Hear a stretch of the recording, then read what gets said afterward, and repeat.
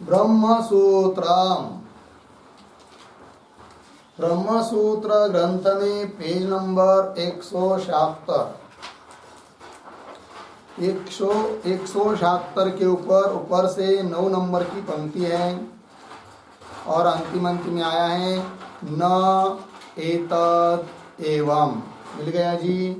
चलिए, तो बात यह चल रही है कि प्रतर्दनाधिकरण है और इस अधिकरण का यह अंतिम सूत्र चल रहा है 31 नंबर का। तो इस पर पूर्व पक्ष ने पहले कहा कि प्राणोस्मि इस वाक्य में आया हुआ जो प्राण शब्द है उसका अर्थ ब्रह्म करना ठीक नहीं है, क्योंकि जीवलिंग भी उपलब्ध है और मुख्य प्राण लिंग भी उपलब्ध है।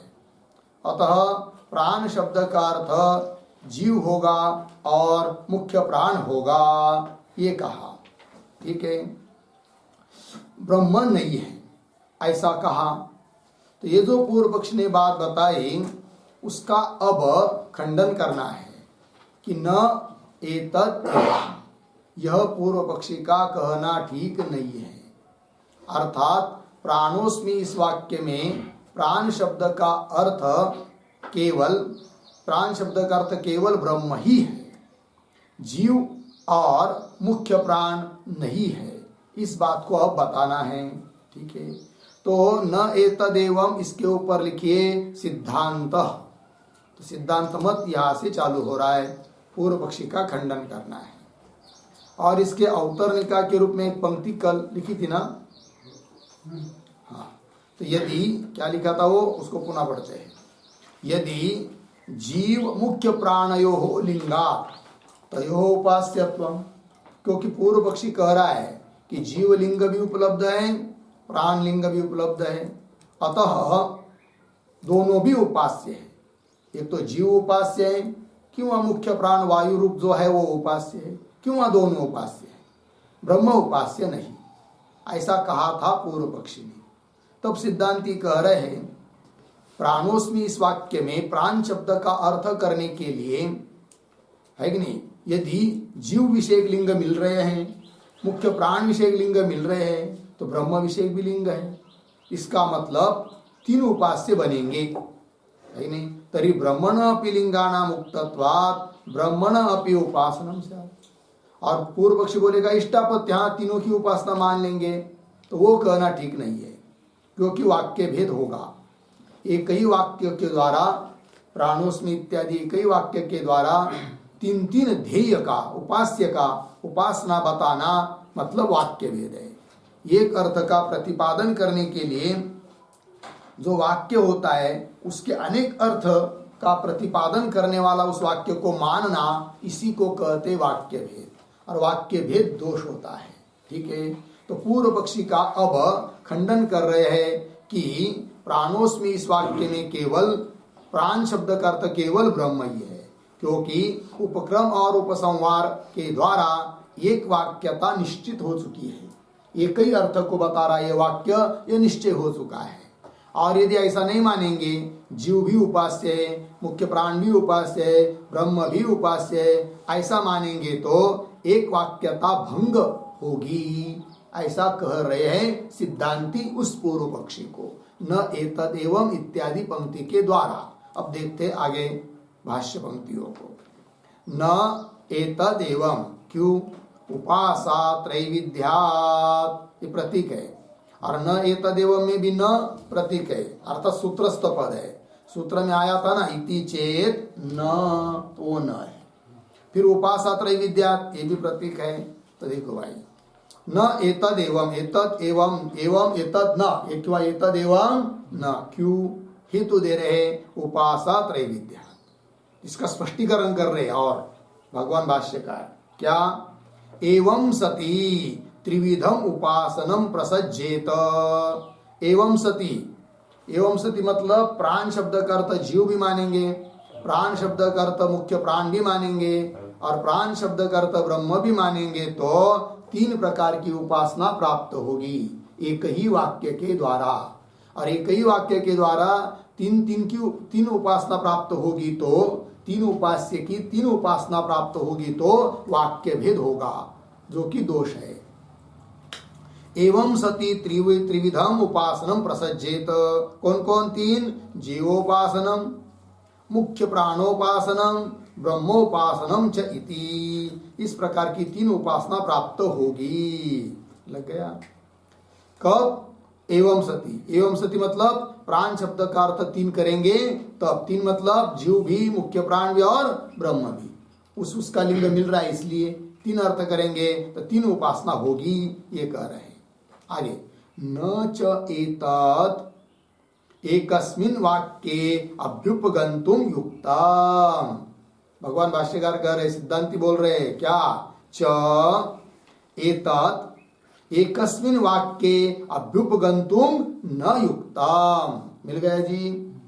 हाँ, च और क्या? एतत् मतलब इस प्रकार की त्रिविधम उपासनम, तीन उपासना एक ही वाक्य में स्वीकार करना युक्त नहीं है, उचित नहीं है, अन्यथा वाक्य भेद नाम का दोष होगा। ये बात च एतत् एकस्मिन् वाक्य, एक ही वाक्य में, एतत् अभ्युपगन्तुम, एतत् मतलब त्रिविधम उपासनम, तीन प्रकार की उपासना एक ही वाक्य के द्वारा अभ्युपगन्तुम स्वीकर्तुम न युक्तम, स्वीकार करना ठीक नहीं है। क्यों ठीक नहीं है? क्या कारण? तो बता रहे हैं, एक तो वाक्य भेद दोष होगा, दूसरी बात उपक्रम उपसंहार, इनके द्वारा जो एक अर्थ बताया है उस वाक्य का, उसका भी भंग होगा। ये बात कर रहे हैं। उपक्रम उपसंहाराभ्याम ही वाक्यैकत्वम अवगम्यते। उपक्रम और उपसंहार के द्वारा एक वाक्यता अवगत होती है, मतलब प्राणोस्मि इस वाक्य के द्वारा एक ही उपासना अवगत होती है। उपास्य भी एक है, उसकी उपासना भी एक है, ब्रह्म की उपासना है, ये निश्चय हो चुका है, अवगत हो चुका है, उसका भंग होगा। क्योंकि आप एक उपासना न मानकर तीन की तीन प्रकार की उपासना मानने जा रहे हो। कौन कर रहे? सिद्धांती। किसको? पूर्व पक्षी को। उपक्रम उपसंहाराभ्याम, उपक्रम और उपसंहार से के द्वारा ही वाक्यैकत्वम अवगम्यते। वाक्यैकत्व मतलब एक वाक्यता, अवगम्यते न्यायते, एक वाक्यता जानी जा रही है। और आप तो कह रहे तीन प्रकार का अर्थ कर रहे हैं, वो उचित नहीं है ये कहना। तो कैसा उपक्रम हो चुका है और कैसा उपसंहार हो चुका है कि जिसके द्वारा एक वाक्यता जानी जाती है, उसका स्पष्टीकरण कर रहे। देखिए, माम एव विजानी इति उपक्रम्य। इंद्र ने जब उस प्रतर्दन के लिए कहा तब शुरुआत यह की कि माम एव विजानी, मुझको ही क्या करो, जानो, इति उपक्रम्य, ऐसा उपक्रम आरंभ करके फिर आगे बताया प्राणोस्मि, तो मेरे को ही जानो तो मैं कौन हूं भाई? तो प्राणोस्मि, मैं प्राण हूं, ये कहा। कौन हूं? प्रज्ञात्मा हूं। प्रज्ञात्मा ऐसा जो प्राण ही प्रज्ञात्मा, वो मैं हूं। और उस मुझको क्या करो? तम माम आयुः अमृतम इति उपास्व। इंद्र कह रहे है कि नहीं, किसको? प्रतर्दन के लिए, कि प्राण प्रज्ञात्मा स्वरूप जो मैं, उस मुझ को आयु के रूप में, आयु समझकर और अमृत रूप से मेरी क्या करो? उपासना करो। मैं ही अमृत हूँ, मैं ही आयु हूँ, इस बात ऐसा समझकर क्या करो? उपासना करो, ऐसा बताया है। इति उक्त्वा, ये बीच में कहा, उपक्रम बताया, बीच का वाक्य बताया, और अंतिम उपसंहार वाक्य बता रहे अब। इति उक्त्वा अन्ते, उपसंहार में, स एष प्राण एव प्रज्ञात्मा आनंदः अजरः अमृतः इति एक रूपौ उपक्रमोपसंहारौ दृश्येते। मिल गया जी? फिर अंतिम उपसंहार में क्या कहा? स एष प्राण, वह यह जो प्राण कि जिससे आरंभ किया है, और प्राणोस्मि इत्यादि से भी जिसको बताया है, तो वह प्राण ही प्रज्ञात्मा है, वही आनंद है, वही अजर जरा रहित है, और वही अमृत मरण रहित है, ये बात बताया। अब देखो भाई, तो बीच में आया हुआ जो प्राणोस्मि वाक्य है, उसका अर्थ यदि जीव करेंगे, क्यों उसका अर्थ यदि मुख्य प्राण अर्थात वायु विशेष करेंगे, तो ये सब पद उसमें घटित नहीं होंगे। क्या? प्रज्ञात्मा, ज्ञान स्वरूपता, आनंद। तो जो वायु रूप प्राण है जड़ अचेतन है कि नहीं, और जीव भी जो कि उपाधि से युक्त है, उसमें ये सब पद घटित नहीं होंगे। प्रज्ञात्मत्व, आनंदत्व, अजरत्व, अमृतत्व आदि, ये सब किसके लिंग है? फिर ब्रह्म के लिंग है। अतः प्राण शब्द का अर्थ क्या करना है? ब्रह्म ही करना है। लग गया? चलिए, प्रज्ञात्मा, आनंद, अजर, अमृत इति एक रूपऊ। एक रूपो मतलब समान रूप से, एक ही अर्थ को बताने के लिए विद्यमान है। कौन? उपक्रम और उपसंहार, वही करे। इति एक रूपो उपक्रमोपसंहारो दृश्यते। लग गया अर्थ? अतः यहाँ पर एक वाक्यता ही जानी जाती है, इसलिए प्राण शब्द का अर्थ जीव या प्राण शब्द का अर्थ वायु विशेष मुख्य प्राण वो कर नहीं सकते, नहीं तो एक वाक्यता भंग होगी, अर्थात वाक्य भेद नाम का दोष होगा। ऐसा कह रहे कौन? सिद्धांती पूर्व पक्षी को। आगे चलिए, तत्र अर्थैकत्वम युक्तम आश्रयितुम, है कि नहीं?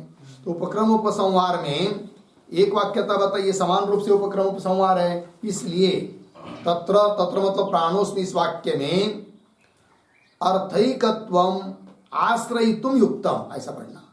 तत्र अर्थैकत्वम आश्रयितुम युक्तम, तत्र प्राणोस्मि, इस वाक्य में अर्थैकत्व मतलब एक ही अर्थ है उसका। कौन अर्थ है? एक ब्रह्म, यही अर्थ है, यही आश्रय करना उचित है, यही निश्चय करना उचित है, ऐसा बोल रहे सिद्धांती। तत्र अर्थैकत्वम आश्रयितुम युक्तम, लगा इतना? आगे चलिए, और बात और युक्ति दे रहे हैं। न च ब्रह्मलिंगम अन्य परत्वेन परिणेतुम शक्यम, इसका भी अन्वय, मतलब न का अन्वय शक्यम के साथ, बाकी सब ठीक है। च ब्रह्मलिंगम अन्य परत्वेन परिणेतुम न शक्यम, ये कह रहे हैं। तो समझ लीजिए, पूर्व पक्षी बोलेगा क्या कि हे सिद्धांती, तुम प्राणोस्मि इस वाक्य में प्राण शब्द का अर्थ क्या कर रहे हो? ब्रह्म कर रहे हो, क्योंकि ब्रह्म के लिंग मिल रहे हैं। तो हम भी तो कहेंगे प्राण शब्द का अर्थ जीव कर लो, क्योंकि जीव के लिए भी लिंग मिलते हैं, वक्तारम विद्या।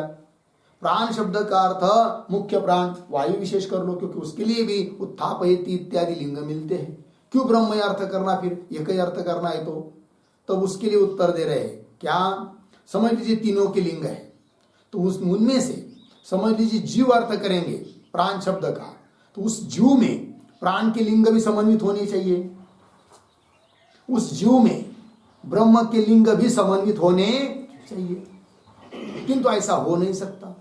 समझ लीजिए प्राण शब्द का अर्थ जीव किया, फिर आनंद, अजर, अमृत, ये जो सब पद आए वो कैसे उस जीव में घटाएंगे? नहीं घटा सकते, क्योंकि वो उपाधिक जीव है, उपाधि वाला है। अच्छा, प्राण शब्द का अर्थ यदि मुख्य प्राण वायु विशेष करते हैं, उसमें भी ये सब ब्रह्म के लिंग घटित नहीं हो सकते। और प्राण शब्द का अर्थ यदि ब्रह्म करते हैं, तो ब्रह्म के लिंग ब्रह्म में घटित होंगे ही, उसमें कोई संदेह नहीं है। और जीव के लिंग और प्राण के लिंग भी ब्रह्म में घटित होंगे, है कि नहीं? अर्थात प्राणोस्मि इस वाक्य में प्राण शब्द का अर्थ ब्रह्म करेंगे, तो प्राण शब्द का अर्थ जीव करने में जो लिंग पूर्व पक्षी ने बताए हैं वे सभी लिंग इधर घटित हो सकते हैं। किसमें? ब्रह्म अर्थ करने में। वक्तारम विद्या कैसे घटित होंगे वो स्वयं दे रहे भाष्य में आगे, अभी थोड़ी देर में, ठीक है ना जी। और इतना ही नहीं, प्राण शब्द का अर्थ यदि ब्रह्म करेंगे तो प्राण शब्द का अर्थ मुख्य प्राण करने में जो लिंग पूर्व पक्ष ने बताया है उत्थापयति इत्यादि, वे भी सब इधर घटित होंगे। किधर? ब्रह्मार्थ करने पर। अतः प्राण शब्द का अर्थ ब्रह्म करना ही उचित है। प्राण शब्द का अर्थ जीव या मुख्य प्राण करना उचित नहीं है, क्योंकि वैसा करेंगे तो ब्रह्म के लिंग उधर घटित नहीं होंगे। और प्राण शब्द का अर्थ ब्रह्म करते हैं तो जीव लिंग और प्राण लिंग ब्रह्म में घटित हो जाते हैं। अतः प्राण शब्द का अर्थ ब्रह्म ही है, ये कहना। पंक्ति देखिए, न च, न कान्वय शक्यम के साथ, च ब्रह्मलिंगम, मिल गया। अन्य परत्वेन, अन्य परत्वेन मतलब जीव परत्वेन किंवा मुख्य प्राण परत्वेन परिणेतुम, परिणेतुम का अर्थ समन्वितुम न शक्यम। लग गया जी। तो अर्थ लिखते जाइए थोड़ा थोड़ा जाके आता है। अन्य परत्वेन, अन्य परत्वेन मतलब जीव परत्वेन मुख्य प्राण परत्वेन, मतलब जीव अर्थ करने में और मुख्य प्राण अर्थ करने में परिणेतुम न शक्यम। परिणेतुम का अर्थ लिखिए समन्वितुम, समन्वित नहीं कर सकते। ठीक है, किसको समन्वित नहीं कर सकते? उसी वाक्य में आया है भाष्य के पंक्ति में, ब्रह्मलिंगम, ब्रह्मलिंगम अन्य परत्वेन परिणेतो न शक्यम। ब्रह्म के लिंग, ब्रह्म अर्थ करने में जो चिन्ह है, द्योतक बात है, उसका समन्वय अन्य में कर नहीं सकते।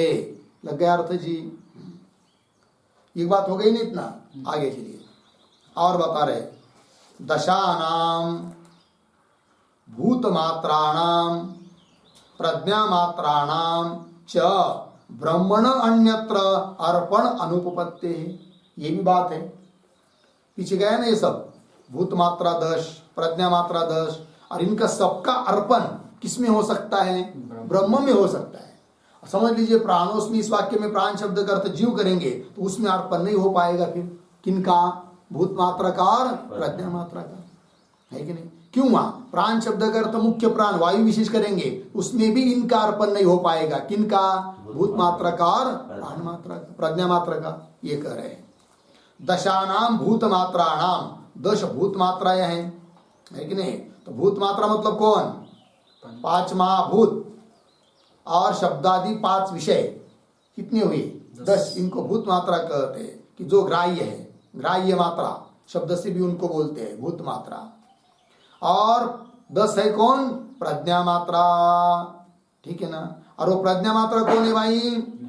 शब्दादि विषयों का 5 प्रकार का ज्ञान और 5 ज्ञानेंद्रिय मिलाकर 10, ये क्या हुई?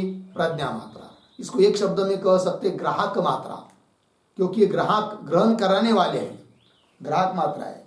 और भूत मात्रा क्या है? ग्राह्य मात्रा है। और प्रज्ञा मात्रा क्या है? ग्राहक मात्रा है, ठीक है ना?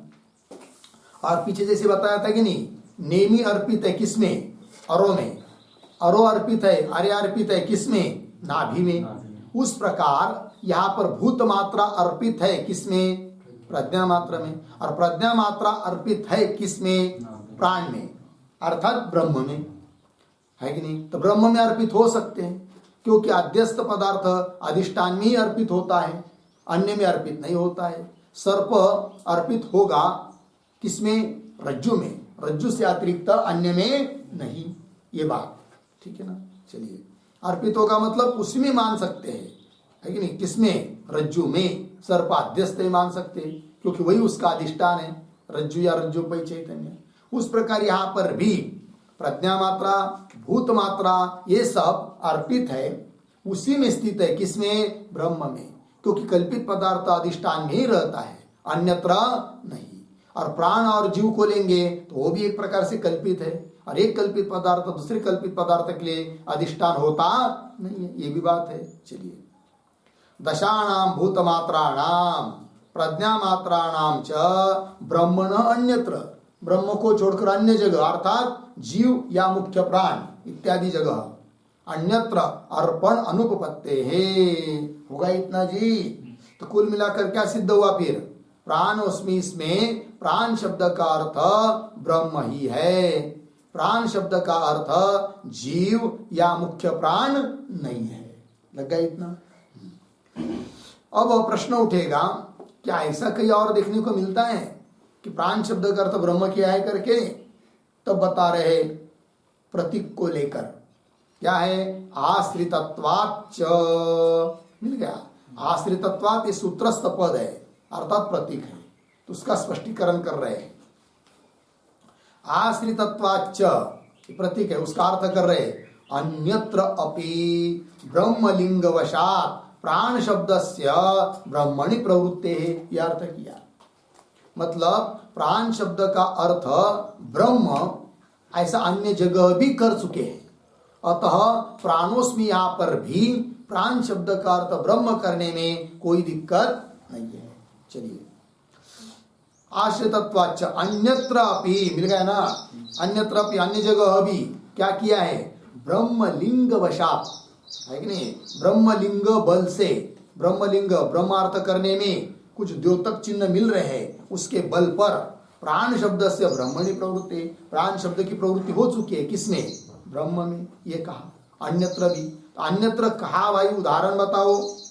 तो अन्यत्रापि ऐसा पद आया है कि नहीं, उस पर एक वाक्य लिखिए। लिखते हैं उद्धरण चिन्ह में, अतएव प्राणः,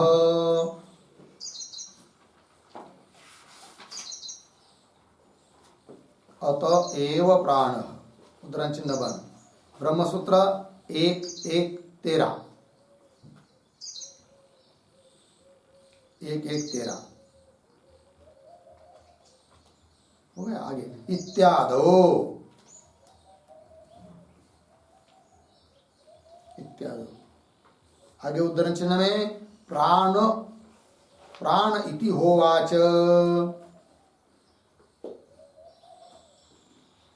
प्राण इति होवाच, उद्धरण चिन्ह बंद, इत्यत्र, इत्यत्र प्राण शब्द, प्राण शब्द ब्रह्मपरः एव अस्ति,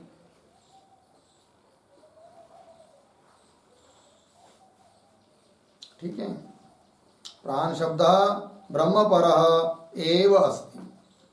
चलिए भाई, हो गया।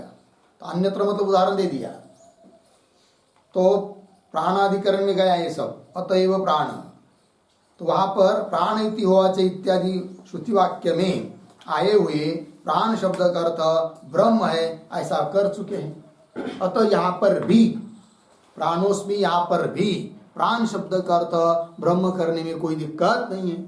क्यों, तद योगात, सूत्र में आए ना अंतिम पर, तद योगात मतलब जैसे ब्रह्मलिंग वहां पर मिलते हैं, प्राण इति होवाच यहाँ पर, उस प्रकार ब्रह्मलिंग प्राणोस्मि यहाँ पर भी मिलते हैं। अतः यहाँ पर भी प्राण शब्द का अर्थ क्या, ब्रह्म है। चलिए, आश्रित मूल में आइए, भाष्य में आश्रितत्वाच्च, इसका अर्थ कर रहे अन्यत्रापि ब्रह्मलिंग वशात, ब्रह्मलिंग के बल पर प्राण शब्द से ब्रह्मणि प्रवृत्ति, प्राण शब्द की प्रवृत्ति ब्रह्म में हो चुकी है। हो गया। चलिए, अब आगे इह अपि, ठीक है ना, तो सूत्र में आया है इह, इह प्रतीक है, तो इह अपि, इह पर यहाँ पर भी, यहाँ पर भी मतलब प्राणोस्मि, इस वाक्य में भी यह था। देखो भाई, इह अपि च ब्रह्मलिंग मिलते हैं, क्या मिलते हैं, देखिए, हित तम उपन्यासादि ब्रह्मलिंग योगा, है कि नहीं, मूल में आया है सूत्र में क्या, इह तद योगा, ऐसा पद है कि नहीं, यह प्राणोस्मि इत्यादि जगह, यहाँ पर भी तद योगा, तद ब्रह्मलिंग योगा, है कि नहीं, संबंधात, यहाँ पर भी ब्रह्मलिंग का संबंध है। अतः यहाँ पर भी प्राण शब्द का अर्थ क्या, ब्रह्म।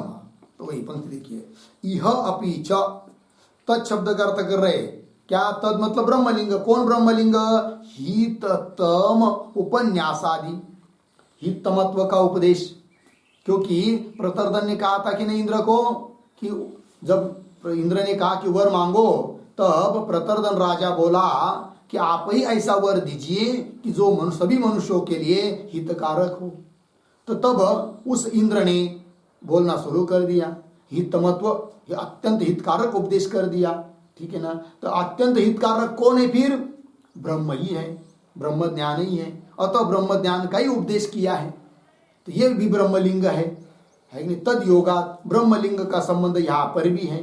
अतः प्राणोस्मि ऐसा शब्द का उच्चारण यद्यपि इंद्र ने किया है, तो भी प्राण शब्द का अर्थ जीव या मुख्य प्राण नहीं है, अपितु प्राण शब्द का अर्थ ब्रह्म ही है, तभी हिततम उपदेश सिद्ध होगा, ये कह रहे। चलिए, इह अपि च हिततम उपन्यासादि, हिततम का उपन्यास उल्लेख करना, उपन्यासादि ब्रह्मलिंग तद योगात, ऐसा योग संबंध होने से, योगात प्रति, योगात, योगात का अर्थ संबंधात, ब्रह्मोपदेश एव अयम, अयम ब्रह्मोपदेश एव इति गम्यते। मिल गया जी, क्या अयम ब्रह्मोपदेश एव, यह क्या है, ब्रह्मोपदेश ही है, इति गम्यते, गम्यते न्यायते, ठीक है ना। ये जो अयम पद आया ना भाई, तो इस पर एक वाक्य लिखते हैं, उद्धरण चिन्ह में, प्राणोस्मि, उद्धरण चिन्ह बन, अयम प्राण शब्देन, प्राण शब्देन ब्रह्मोपदेश एव, ब्रह्मोपदेश एव अस्ति इत्यर्थः, अस्ति इत्यर्थः, ठीक है, ठीक है। अयम, अयम मतलब क्या, प्राणोस्मि, यह क्या है, यह प्राण शब्द के द्वारा ब्रह्मोपदेश, अयम ब्रह्मोपदेश ही है, ऐसा जाना जा रहा है। लग गया जी। चलिए, मूल में ब्रह्मोपदेश एवं इति गम्यते, होगा इतना। आगे चलिए, अब जो पूर्व पक्ष ने कुछ आरोप किए थे उनका भी समाधान करना है, तो देखिए आगे पंक्ति, उसको स्मरण कर रहे पहले। यत्तु मुख्य प्राणलिंगम दर्शितम इदम शरीरम परिगृह्य उत्थापयति इति तद असत्। मिल गया, इतने शब्दों का थोड़ा अन्वय कैसा पढ़ेंगे, इदम शरीरम परिगृह्य उत्थापयति इति, शुरू से आइए, इति यत्तु मुख्य प्राणलिंगम दर्शित, मुख्य प्राणलिंगम दर्शितम तत् असत्।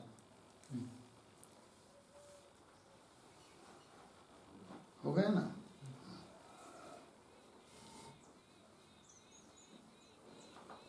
और ये जो पंक्ति चालू हुई है यत्तु इत्यादि, उसके अवतरणिका के रूप में एक वाक्य लिखते हैं। लिखिए, प्राणादिलिंगानि,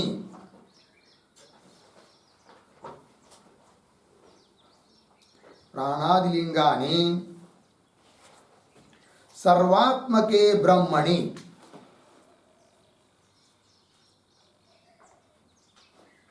सर्वात्मके ब्रह्मणि अनायासेन, अनायासेन नेतुम बराबर सम परिनेतुम, नेतुम बराबर परिनेतुम बराबर समन्वितुम, समन्वितुम शक्यानि, शक्यानि इति आह,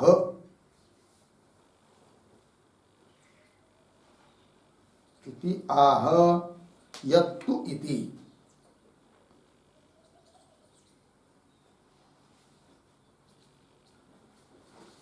हो गया जी। तो प्राणादिलिंगानी मतलब प्राणलिंग, जीवलिंग, ये सब सर्वात्मक ब्रह्म में अनायासेन, सायास के बिना, कष्ट के बिना भी परिनेतुम, नेतुम, समन्वितुम शक्यानि, अर्थात जीवलिंग का समन्वय ब्रह्म में कर सकते हैं, प्राणलिंग का समन्वय ब्रह्म में कर सकते हैं। कैसा कर सकते हैं, इस बात को कह रहे हैं, जबकि इसके विपरीत नहीं कर सकते। अर्थात ब्रह्मलिंग प्राण में या जीव में नहीं घटा सकते, किंतु जीव और प्राण के लिंग ब्रह्म में घटा सकते हैं, इस बात को कह रहे हैं। अभी अभी ऊपर आया था ना विषय, तो वो कह रहे हैं अब, तो इदम शरीरम परिगृह्य उत्थापयति, इस शरीर को ग्रहण करके उठाता है। ये कौन लिंग माना था इस वाक्य से? प्राण लिंग माना है कि नहीं? तो इति यत्तु मुख्य प्राण लिंगम दर्शिता, मुख्य प्राण का लिंग दिखाया है इस वाक्य में, इदम शरीरम परिगृह्य उत्थापयति इस वाक्य में, किंतु तद असत, वो कहना ठीक नहीं है पूर्व पक्षी का। कौन कह रहे? सिद्धांती। तद असत कैसे भाई?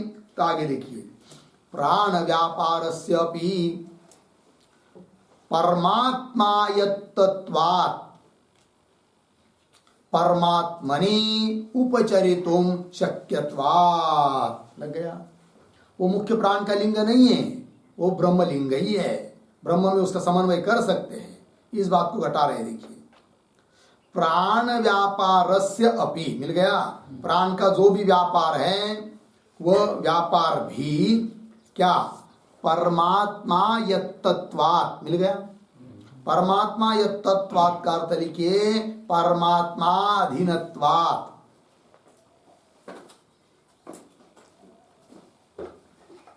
परमात्माधीनत्वात्, अधीनत्वात्।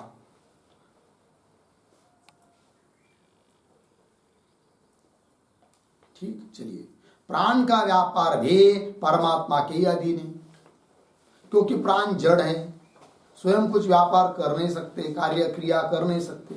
तो प्राण के द्वारा जो भी क्रिया हो रही है उसके लिए अधिष्ठाता कौन? चेतन ही है, और वो चेतन ही परमात्मा है। तो परमात्मा के अधीन है किसकी क्रिया? प्राण की क्रिया। तो यह जो वाक्य इदम शरीरम परिगृह्य उत्थापयति, इस शरीर को ग्रहण करके उठाता है, कौन उठाता है? प्राण उठाता है, ऐसा अर्थ अभी तक किया। किंतु प्राण भी तो जड़ है, वो क्या उठाएगा इस जड़ शरीर को? जड़ शरीर को जड़ प्राण कैसा उठाएगा, चलाएगा? नहीं चला सकता है। तो उठाने वाला, चलाने वाला, घुमाने वाला कौन है? चेतन ही है। अतः प्राण लिंग इधर लग गया, घटित हो गया, किसमें? ब्रह्म में हो गया ना, वही दे रहे। प्राण व्यापारस्यपि परमात्मा यत्तत्वात्, परमात्मा के अधीन होने के, परमात्मनि, परमात्मा में, उपचरितुम शक्यत्वात्, परमात्मा में भी उपचरितुम मतलब गौण प्रयोग किया जा सकता है। कौन सा? उत्थापयति, है कि नहीं? इस शरीर को ग्रहण करके उठाता है। कौन उठाता है? परमात्मा उठाता है कि नहीं? ऐसा परमात्मा में भी गौण प्रयोग हो सकता है। गौण प्रयोग क्यों भाई? इसलिए कि वस्तुतः देखा जाए तो परमात्मा कुछ नहीं करता है, क्रिया रहित है अपने महिमा में, किंतु उसके बिना कुछ नहीं होता है, इसलिए उसमें उपचार किया जा सकता है। किसमें? परमात्मा में। लग गया अर्थ जी? प्रकाश कौन दे रही है? बिजली दे रही है कि लाइट दे रहा है? साक्षात तो बल्ब दे रहा है, किंतु बल्ब तो जड़ है। बिजली चली जाएगी तो वो बल्ब कहाँ से प्रकाश देगा? तो प्रकाश कौन दे रही है? बिजली दे रही है, किंतु लाइट ही नहीं होगा तो बिजली कहाँ से देगी? अतः प्रकाश तो मिल रहा है, किंतु प्रकाश देने वाला वस्तुतः कौन है? बिजली ही है। अतः प्रकाश स्वरूप है बिजली, ऐसा उपचार गौण प्रयोग कर सकते हैं। लग गया जी? उस प्रकार वो चैतन्य परमात्मा ही इस शरीर को उठाता है, चलाता है, घुमाता है, ये उपचार हो जाता है। अतः प्राण लिंग जो है वो ब्रह्म में घटित होता है। लग गया? अतः प्राण शब्द का अर्थ प्राण लिंग को देखते हुए प्राण मुख्य प्राण अर्थ करना उचित नहीं है, क्योंकि जो प्राण लिंग है वह ब्रह्म में घटित हो रहे। अतः प्राण शब्द का अर्थ ब्रह्म ही है। चलिए भाई, प्राण व्यापारस्यपि परमात्मा यत्तत्वात् परमात्मनि उपचरितुम शक्यत्वात्। मिल गया पंक्ति? आगे चलिए। न प्राणेन, श्रुति दे रहे। अब क्या श्रुति दे रहे हैं? कि यह शरीर जो चलता है ना, वो प्राण के बल पर नहीं, अपान के बल पर नहीं, या समान आदि के बल पर नहीं, वो किसके आधार पर चलता है? वो चैतन्य के आधार पर ही चलता है। इसके लिए प्रमाण दे रहे कठोपनिषद का श्रुति। ठीक है ना? तो देखो भाई, न प्राणेन नापानेन मर्त्यो जीवति कश्चन इतरेण तो जीवन्ते यस्मिन् एतौ उपाश्रितौ इति श्रुतेः। इस श्रुति का प्रमाण दे दिया। अब श्रुति के पदों का थोड़ा अन्वय करेंगे। ठीक है? तो बीच में ही आया है कश्चन, उसको पहले पकड़िए। कश्चन अन्वय,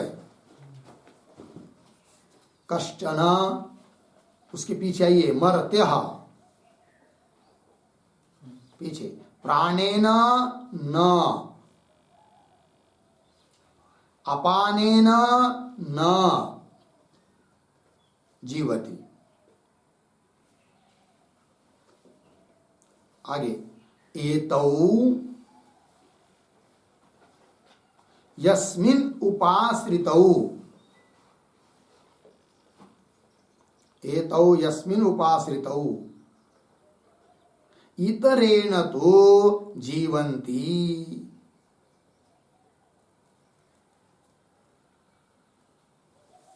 हो गया? देखो भैया, तो कश्चन मर्त्य, मर्त्य मतलब कोई मनुष्य, जीव, कोई भी, क्या प्राणेन न जीवति, प्राण के बल पर नहीं जी रहा है। अपानेन न जीवति, अपान नाम के वायु के बल पर भी नहीं जी रहा है। अपानेन न जीवति, है कि नहीं? फिर किससे जीवति, किससे वो जीवित रहता है? तो कह रहे एतौ यस्मिन् उपाश्रितौ, एतौ, एतौ प्राण अपानौ, प्राण और अपान, क्योंकि दो का उल्लेख है ना यहाँ पर, ये दोनों यस्मिन् उपाश्रितौ, जिसमें उपाश्रित है। उपाश्रितौ का अर्थ लिखिए अध्यस्तौ, उपाश्रितौ का मतलब अध्यस्तौ।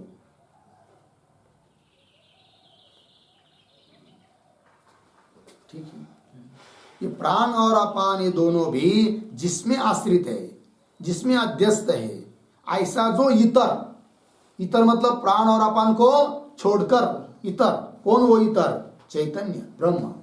इतरेण तो जीवंती, उस ब्रह्म से ही जीवित है। लग गया जी? लग गया यार था। इति श्रुते है। अतः ये जो श्रुति है, इदम शरीरम परिग्रह उत्थापयति, ये प्राण का लिंग है क्या? नहीं। तद असत कह दिया कि नहीं? ये प्राण लिंग नहीं है, अभी तो कौन है? विचार किया तो ब्रह्मलिंग ही है। हो गया जी? चलिए आगे। अब जीवलिंग बताया था, प्राण शब्द का अर्थ जीव करना चाहिए, क्योंकि जीवलिंग यहाँ पर विद्यमान है, ऐसा बोला था कौन? पूर्व पक्षी। और उन्होंने जीवलिंग बताया था क्या? न वाचम विजिज्ञासीत वक्तारम विद्या, वाणी को जानने की इच्छा मत करो, वाणी जिससे बोल रही है उस वक्ता जीव को जानो, ऐसा कहा था। अर्थात जीवलिंग विद्यमान है, ऐसा बोला था पूर्व पक्षी। किंतु सिद्धांती कह रहे यहाँ पर जीवलिंग है, अर्थात जीव अर्थ करने में द्योतक चिन्ह है। ये जो है पूर्व पक्षी तुम कह रहे हो ना, वो भी ठीक नहीं है, अपितु उसका भी समन्वय ब्रह्म में अनायास कर सकते हैं। वही देखिए आगे, यदपि च यदपि न वाचम विजिज्ञासीत वक्तारम विद्यात्, मिला इत्यादि जीवलिंगम दर्शितम, है कि नहीं? वाणी को जानने की इच्छा मत करो, वक्ता को जानो। यहाँ पर जीवलिंग दिखाया है पूर्व पक्षी ने, जीवलिंगम दर्शितम तदपि, मिल गया? आगे पंक्ति देखिए थोड़ी, तदपि न ब्रह्म पक्षम निवारयति, मिला? इसको कैसा पढ़ेंगे अंतिम में? तदपि ब्रह्म पक्षम न निवारयति, वह भी ब्रह्म पक्ष का निवारण नहीं कर सकते। अर्थात प्राण शब्द का अर्थ ब्रह्म करने में दिक्कत नहीं लाएगी। कौन? ये जीवलिंग, क्योंकि वो जीव में घटित कर रहे हैं ना आप, तो वो ब्रह्म में भी घटित हो जाएगा, ये कहना। तदपि ब्रह्म पक्षम न निवारयति, कैसे भाई? तो उसका स्पष्टीकरण कर रहे आगे। न ही, हो गया ना इतना? न ही जीवो नाम अत्यंत भिन्नो ब्रह्मणः तत्त्वमसि अहम ब्रह्मास्मि इत्यादि श्रुतिभ्य, इत्यादि श्रुतिभ्य के बाद पूर्ण विराम और थोड़ा अन्वय करते हैं। कैसा पढ़ता हूं देखिए, तत्त्वमसि अहम ब्रह्मास्मि इत्यादि श्रुतिभ्य, पीछे आइए, जीवः नाम ब्रह्मणः अत्यंत भिन्नः ब्रह्मण अत्यंत भिन्न नहीं। हो गया जी। चलिए भाई, जीव और ब्रह्म ये दोनों अत्यंत भिन्न नहीं है। बोलेंगे कैसे, आपको कैसा पता चला? तो प्रमाण है श्रुति। क्यों श्रुति?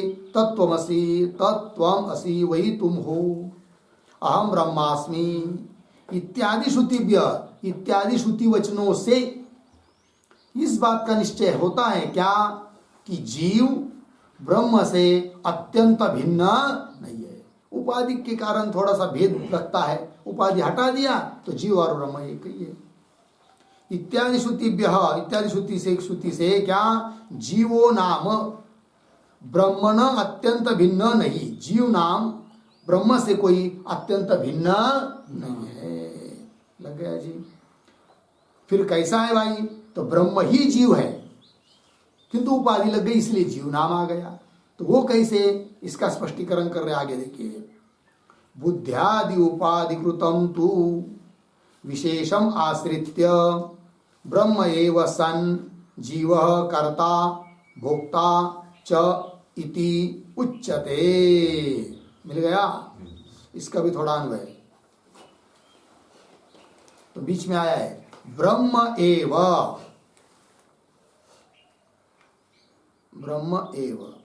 थोड़ा आगे, जीव सन ब्रह्म एव नहीं, एक मिनट, ब्रह्म एव पिछाइए, ब्रह्म एव के बाद पिछाएंगे, ब्रह्म एव बुद्ध्यादि उपाधिकृतम विशेषम आश्रित्य। फिर आगे, जीव सन कर्ता भोक्ता च इति उच्यते। ब्रह्म और जीव का अत्यंत भेद नहीं है, ये स्पष्ट कर रहे। देखो भाई, ब्रह्म एव ब्रह्म ही क्या जी? बुद्ध्यादि उपाधि कृतम तू विशेषम आश्रित्य, बुद्धि इत्यादि उपाधि के द्वारा किया गया जो विशेष, उसका आश्रय करके जीव संजीव बन गया और कर्ता भोक्ता ऐसा कहलाया। ठीक है ना? तो देखो भाई, बुद्ध्यादि उपाधि कृतम विशेषम आश्रित्य, विशेषम तो बुद्ध्यादि उपाधि के द्वारा किया गया जो विशेष, कौन विशेष? तो विशेषम के ऊपर एक वाक्य लिखिए, विशेषम, एक वाक्य नहीं, शब्द का अर्थ। विशेषम बराबर परिच्छेदाभिमानम, विशेषम बराबर परिच्छेदाभिमानम इत्यर्थ।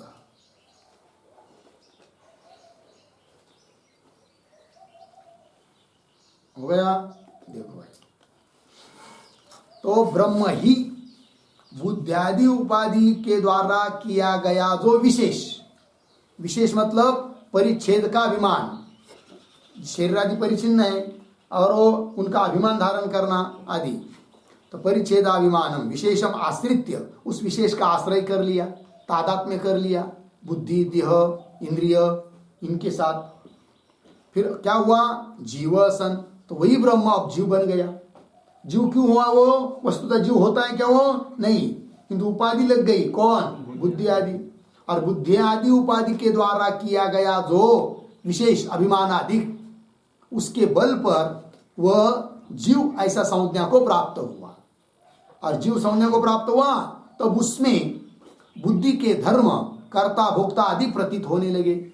ठीक है ना? तो वही कह रहे, जीवा सन कर्ता भोक्ता चैति उच्चते। फिर जीव करता है, भोक्ता है, यह बोला जा रहा है, यह हो रहा है। ठीक है ना जी? कहने का तात्पर्य क्या? जीव कोई ब्रह्म से अत्यंत भिन्न नहीं है। आगे चलिए, तस्य, अब वही जो जीव बताया, अब वो जीव जिसके कारण हुआ, उपाधि के कारण, उस उपाधि को हटा देंगे तो वही जीव क्या है? फिर ब्रह्म। तो वही करे, तस्य उपाधिकृत विशेष परित्यागेन स्वरूपम ब्रह्म दर्शयितो न वाचम विजिज्ञासित वक्तारम विद्यात् इत्यादिना प्रत्यगात्माभिमुखीकरणार्थ उपदेश न विरुध्यते। है कि नहीं? अब यहाँ पर मिला रहे क्या? कि बात क्या चल रही थी कि पूर्व पक्ष ने जो कहा था यद्यपि न वाचम विजिज्ञासित वक्तारम विद्या, ये जीवलिंग है, ऐसा पूर्व पक्षी बोला था। सिद्धांति क्या सिद्ध कर रहे हैं? यह भी कोई जीवलिंग नहीं है, ये भी ब्रह्मलिंग ही है। कैसे? तो उसको बताना शुरू किया अभी ऊपर की पंक्ति से, क्या कि यहां पर जीव क्या है, तो उसको पहले समझेंगे। तो जीव कोई ब्रह्म से अत्यंत भिन्न नहीं है। फिर कैसे जीव भाव प्राप्त हुआ, इस बात को बताया। अब उसी जीव में जो उपाधि के कारण जीव भाव आया है, उस उपाधि को हटा देंगे तो वही क्या है? ब्रह्म है। अतः वो जो वास्तविक उपाधि रहित शुद्ध ब्रह्म है, उसको बताने के लिए यह उपदेश है वक्तारम विद्या। न वाचम विजिज्ञासित वक्तारम विद्या। वाणी को जानने की इच्छा मत करो, वक्ता को। किंतु वक्ता कौन? वक्ता मतलब उपाधि युक्त जीव नहीं। वो जीव भी क्या ब्रह्म से अलग थोड़ी है, उपाधि लग गई इसलिए उसको जीव कह दिया। तो वक्ता जीव होने पर भी जीव वस्तुता कौन है? उपाधि का त्याग करने पर ब्रह्म ही है। अतः उस ब्रह्म को ज्ञान करने की इच्छा करो, यह बताया है उस श्रुति में वक्तारम विद्यात। इससे अतः वो जीवलिंग होने पर भी उसका समन्वय किधर लग जाएगा? ब्रह्म में लग जाएगा। अतः प्राण शब्द का अर्थ ब्रह्म ही होगा, लग गया। क्योंकि जीवलिंग और प्राण के लिंग ब्रह्म में अनायास समन्वित हो रहे हैं, किंतु ब्रह्म के लिंग जीव में और प्राण में समन्वित नहीं होते हैं। लग रहे पंक्ति? देखिए भाई, तस्य उपाधिकृत विशेषम परित्यागेन, पंक्ति मिली क्या? तस्य जीवस्य, लग गया जी, उपाधिकृत विशेष, उस जीव में जो उपाधिकृत विशेष है उसका परित्यागेन, उसका यदि परित्याग कर देते हैं तो क्या? फिर परित्याग कर देने से स्वरूपम ब्रह्म, मतलब वो जीव का स्वरूप वस्तुता क्या है? ब्रह्म ही है। तो स्वरूपम, स्वरूपता ब्रह्म ही हो। दर्शयितुम, इस बात को दिखाने के लिए पंक्ति आई है। कौन? न वाचम विजिज्ञासित वक्तारम विद्या इत्यादि। मिला कि नहीं?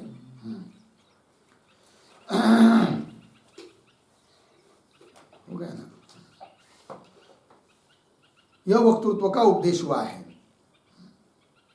चलिए, त्याग से उसके यथार्थ स्वरूप ब्रह्म का ज्ञान कराने के लिए यह उपदेश है। कौन सा? वक्तारम विद्या। चलिए, तस्य उपाधिकृत विशेष परित्यागेन स्वरूपम ब्रह्म, यथार्थ स्वरूप जीव का यथार्थ स्वरूप ब्रह्म ही है, ऐसा ज्ञान कराने के लिए, दर्शयितुम कराने के लिए ये वाक्य आया है। न वाचम विजिज्ञासित वक्तारम विद्यात इति। हो गया जी? आगे चलिए, विद्यात इति, हाँ विद्यात इत्यादिना, मिल गया पंक्ति।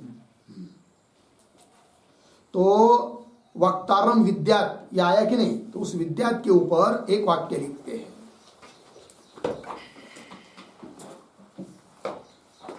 तो देखिए, वक्तारम विद्यात, इसको उद्धरण चिन्ह में, वक्तारम विद्यात उद्धरण चिन्ह बन, इति न वक्तुः, इति न वक्तुः ज्ञेयत्वम उच्यते। वक्तुः ज्ञेयत्वम उच्यते, अर्धविराम। तस्य लोकसिद्धत्वात्, तस्य लोकसिद्धत्वात्, अर्धविराम। किंतु तस्य ब्रह्मत्वं बोध्यते, तस्य ब्रह्मत्वं बोध्यते।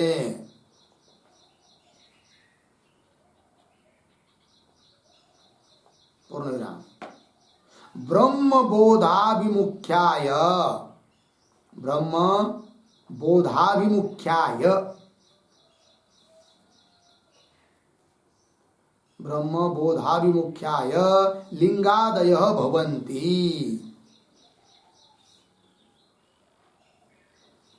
लिंगादय भवन्ति इत्यर्थ। ठीक, चलिए वह अर्थ। तो वक्तारम विद्यात इति, यह न वक्तु ज्ञेयत्व उच्यते, उस वक्ता ही जानने योग्य है ऐसा नहीं कहा जा रहा है, क्योंकि वक्ता जो जीव वो लोक प्रसिद्ध है, तस्य लोक प्रसिद्धत्व। फिर किसको बताना चाहती है श्रुति?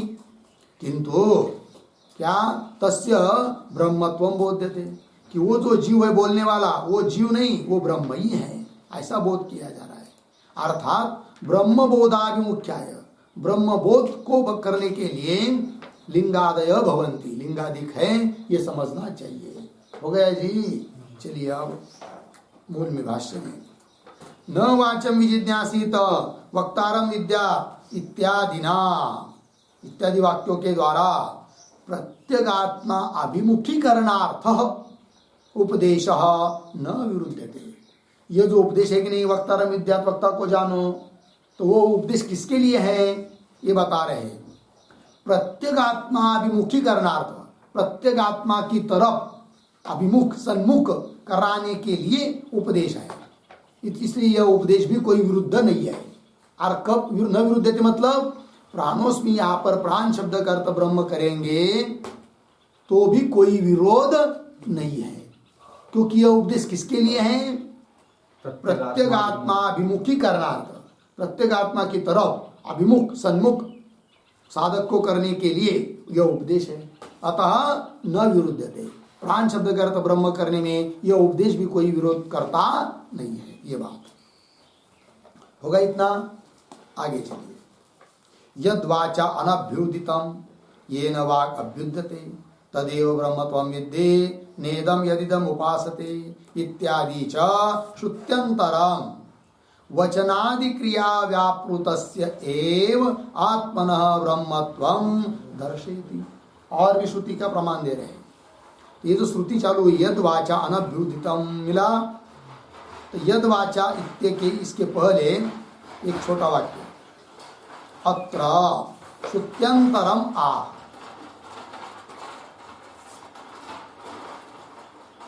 अत्र श्रुत्यंतरम आह यद्वाई।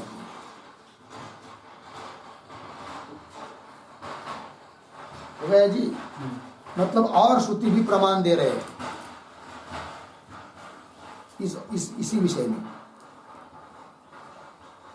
तो देखो यद वाचा अनभ्युदितम मिला, येन वाक् अभ्युद्यते।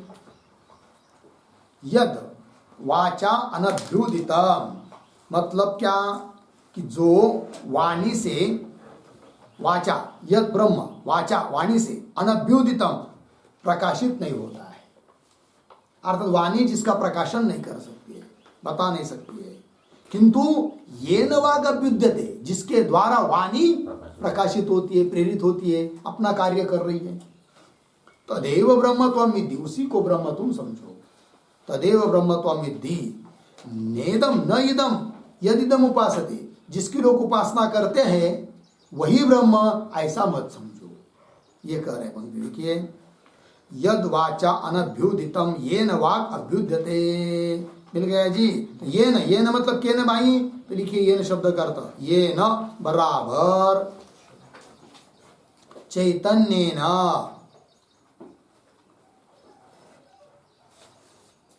चैतन्येन वाग् अभ्युद्यते, वाग् अभ्युद्यते बराबर स्वकार्याभिमुख्येन, स्वकार्याभिमुख्येन प्रेर्यते, प्रेर्यते अर्धविराम, आगे प्रतीक लिखिए तदेव, तदेव प्रतीक है, तदेव बराबर वागादे अगम्य ब्रह्म एव,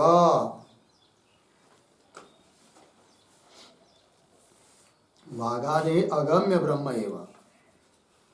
हो गया ना। चलिए मूल श्रुति का अर्थ देखते हुए पंक्ति के, यद वाचा अनभ्युदितम है नहीं, जो ब्रह्म वाणी के द्वारा अभ्युदित नहीं है, प्रकाशित नहीं है, किंतु ये न चैतन्य न है, वाग अभ्युद्यते मतलब स्व कार्याभिमुखे ने प्रेरित, अपने कार्य करने के लिए प्रेरित होती है। फिर आ गया है तदेव, तदेव मतलब वागादे अगम्य ब्रह्म, वागादि के द्वारा न जाना जाने वाला ब्रह्म, ठीक है ना। वागादे अगम्यम ब्रह्म तदेव ब्रह्म त्वमिति, उसी को ब्रह्म तुम समझो जिसको वाणी प्रकाशित नहीं करती है। ब्रह्म त्वमिति नेदम यदिदम उपासते, है कि नहीं, इदम यद नेदम यदिदम उपासते, यदिदम उपासते न इदम, जिसके लोग उपासना करते हैं वह ब्रह्म नहीं है, ये कह रहा। इत्यादि, आगे चलिए, इत्यादि च श्रुत्यंतराम, है कि नहीं, अन्य श्रुति भी बता रही है। क्या बता रही है भाई, वो कह रहे आगे, इत्यादि च श्रुत्यंतरम वचन वचनादि क्रिया व्यापृतस्य एव ब्रह्मत्वम।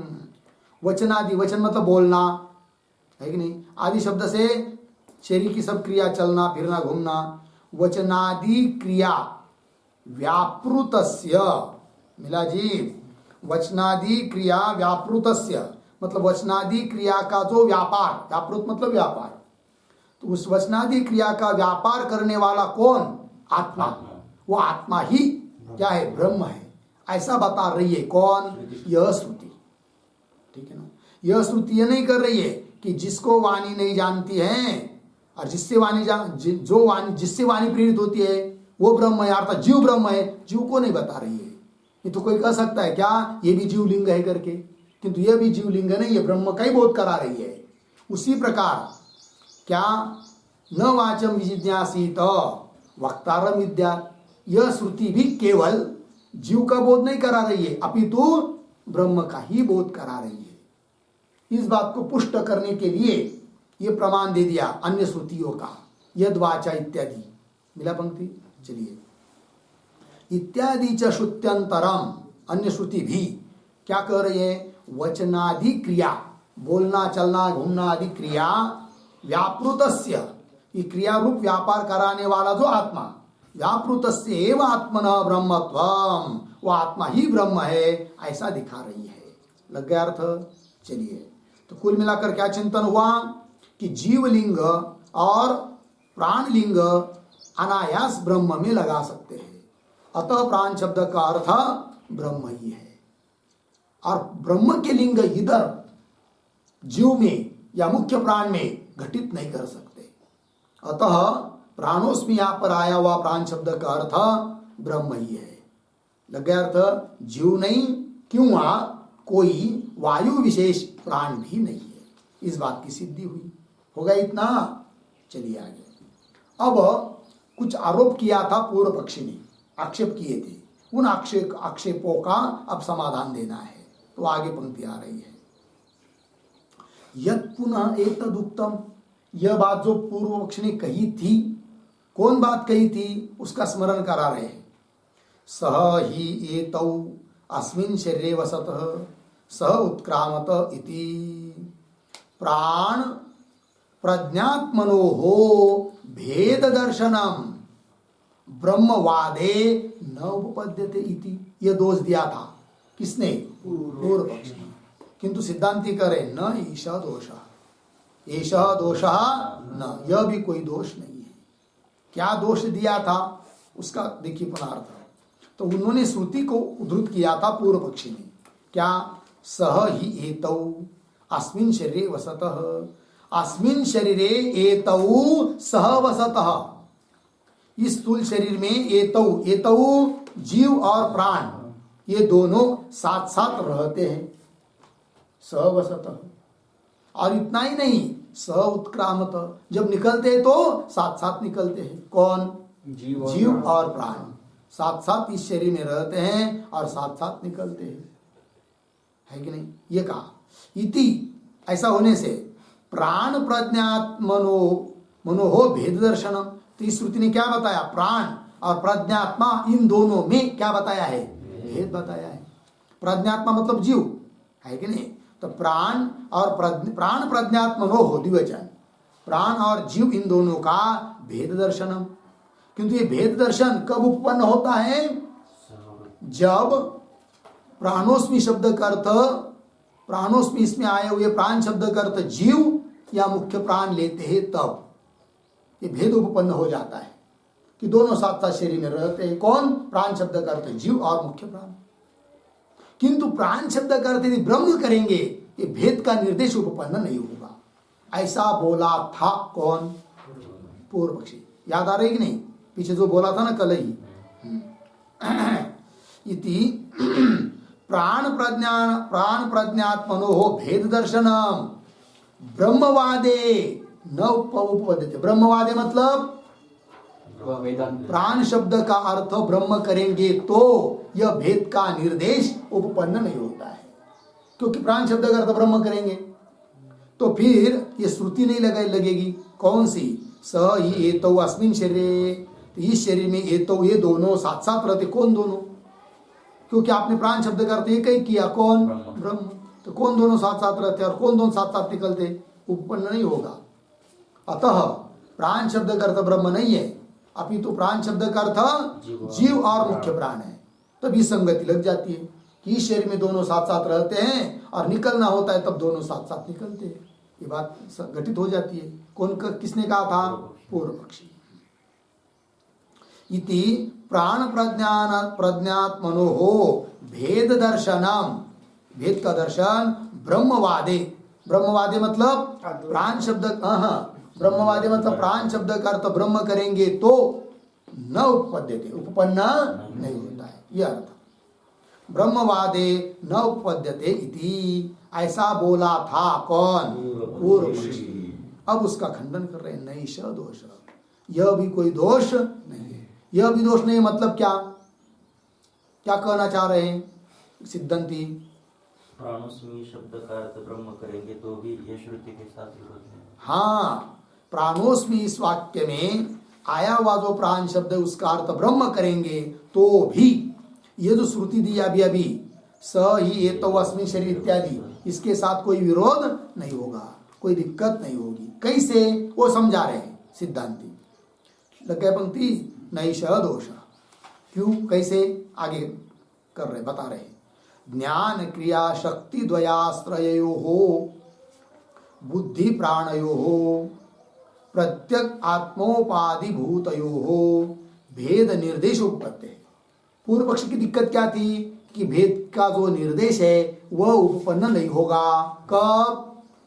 प्राण शब्द का अर्थ ब्रह्म करेंगे तब सिद्धांती क्या करें? प्राण शब्द का अर्थ ब्रह्म करेंगे तो भी भेद का निर्देश उपपन्न हो जाता है, सुसंगत हो जाता है, घटित हो जाता है।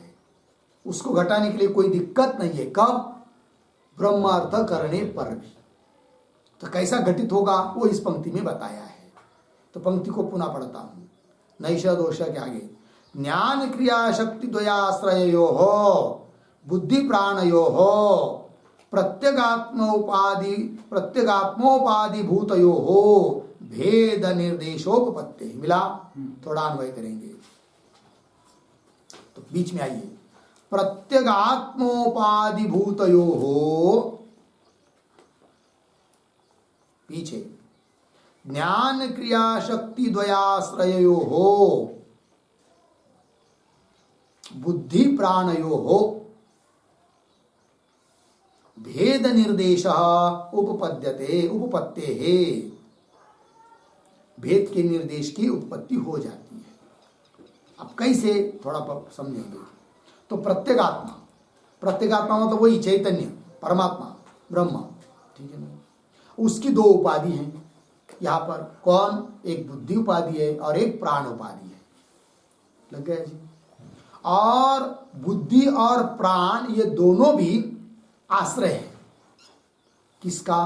तो बुद्धि आश्रय है ज्ञान क्रिया शक्ति द्वयाश्रय हो। पंक्ति आई ना? तो ज्ञान शक्ति क्रिया शक्ति, ऐसा दो शक्ति। कौन कौन? ज्ञान शक्ति क्रिया शक्ति। तो ज्ञान शक्ति का आश्रय, क्रिया शक्ति का आश्रय। तो ज्ञान शक्ति का आश्रय कौन? बुद्धि।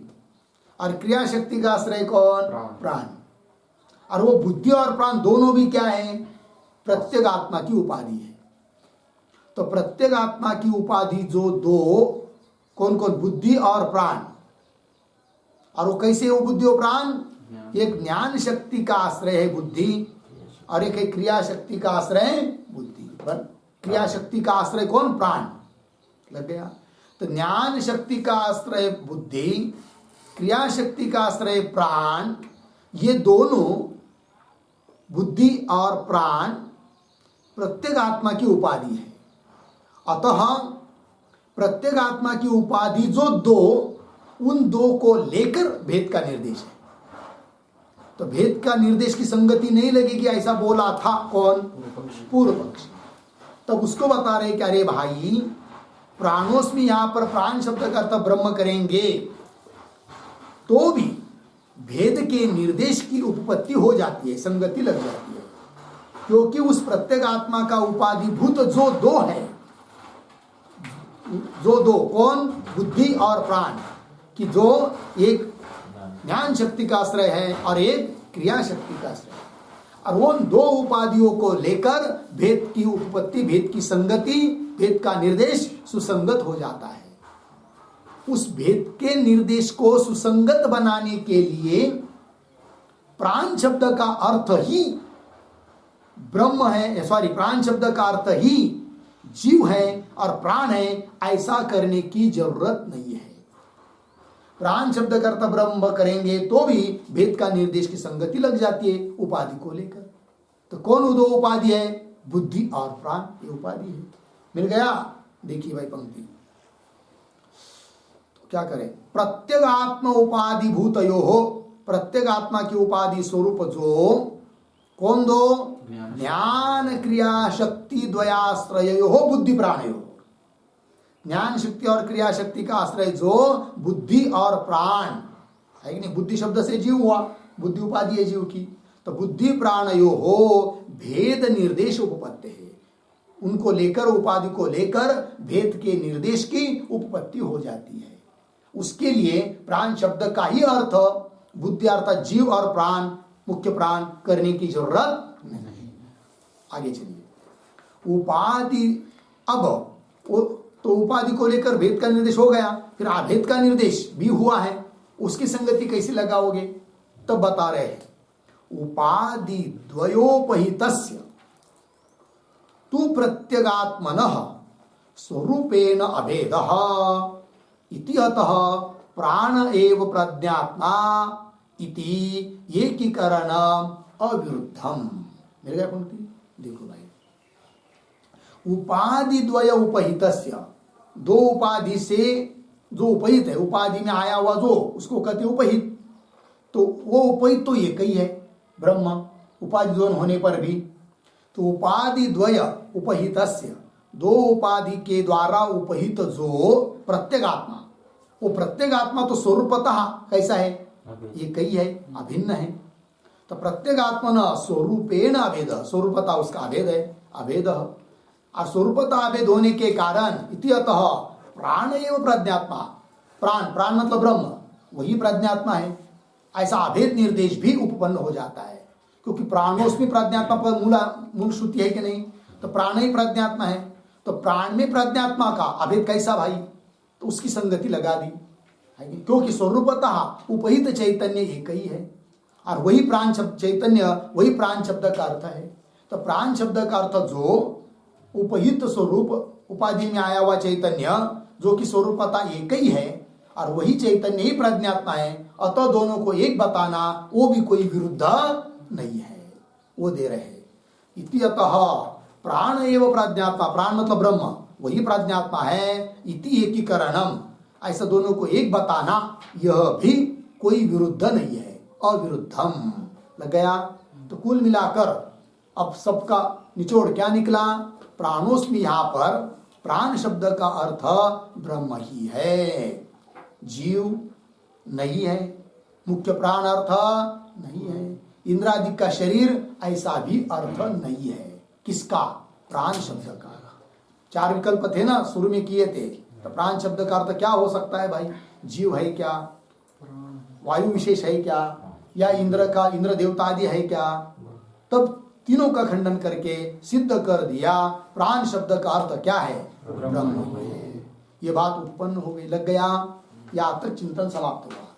अब अथवा इत्यादि पंक्ति से आगे क्या कहने जा रहे भाई, तो सूत्र का जो उत्तरार्ध है, कौन, क्या उत्तरार्ध, आश्रितत्वात् नहीं, उपासा त्रैविध्यात् आश्रितत्वात् इह तद्योगात्, ये जो उत्तरार्ध है ना, इसका एक अर्थ तो अभी तक कर दिया, अब अथवा करके दूसरा अर्थ कर रहे हैं, किंतु दूसरा अर्थ भगवान भाष्यकार अपने मन से नहीं कर रहे, अपने लिए जो अभिप्रेत अर्थ था वो तो बता दिया। अब अथवा करके जो सूत्र के उत्तरार्ध का अन्य अर्थ किया जा रहा है वो वृत्तिकार के मतानुसार अर्थ किया जा रहा है। वृत्तिकार थोड़ा अलग अर्थ करते हैं सूत्र के उत्तरार्ध का, और अलग अर्थ करने पर भी वो इसी बात को सिद्ध करते हैं, क्या, प्राण शब्द का अर्थ ब्रह्म। किंतु वो किस प्रकार उत्तरार्ध की व्याख्या करते हैं, वृत्तिकार इसका चिंतन बता रहे अथवा इत्यादि पंक्ति से, किंतु उसका विचार हम लोग कल करेंगे। ओम पूर्णमदः पूर्णमिदं पूर्णात् पूर्णमुदच्यते पूर्णस्य पूर्णमादाय पूर्णमेवावशिष्यते। ओम शांति शांति शांति।